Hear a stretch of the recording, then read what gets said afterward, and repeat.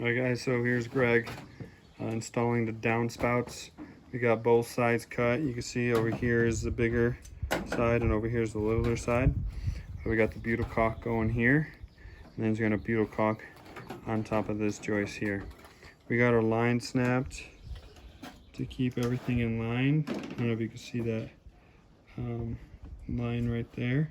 And then this here is our line for our 16 on center.